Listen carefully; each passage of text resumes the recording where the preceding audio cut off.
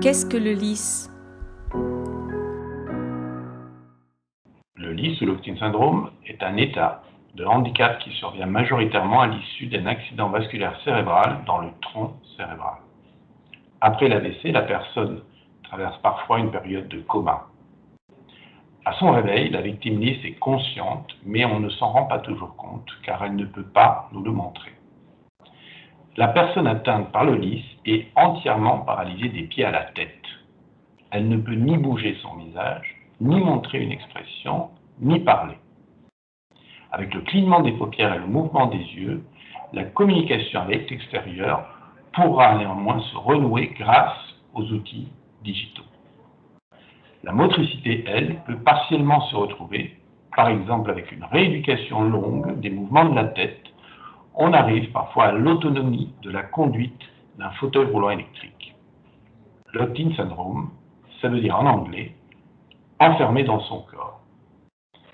Une idée insupportable au plus grand nombre d'entre nous.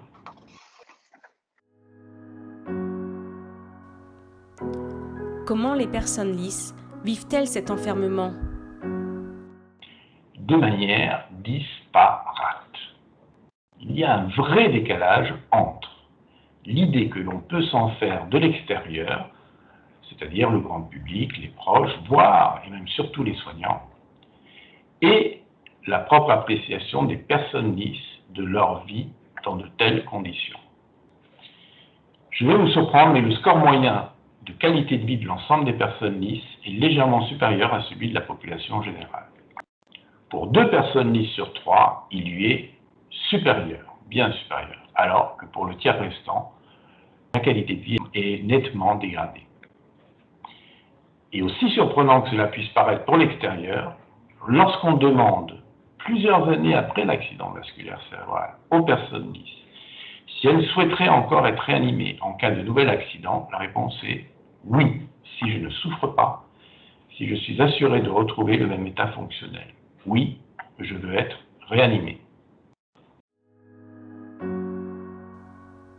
Quels sont les critères incontournables qui conditionnent une bonne qualité de vie chez les personnes LIS? 2 critères majeurs doivent être remplis pour que leur vie soit acceptable et acceptée. L'absence de douleur physique et morale. L'absence de douleur morale, elle est conditionnée par 2 critères incontournables. En premier chef, un environnement humain attentionné et soutenant avec les équipes de soins et bien sûr avec la famille. Ensuite, l'établissement d'un mode de communication minimal, une communication qui peut devenir écrite et orale grâce à la technologie embarquée des tablettes, des ordinateurs et même de téléphones portables. Dans le fond, ce sont exactement les mêmes conditions que celles qui nous ont permis de tenir lors du confinement, surtout pour ceux qui n'avaient pas de jardin, lorsque nous étions interdits de sortir.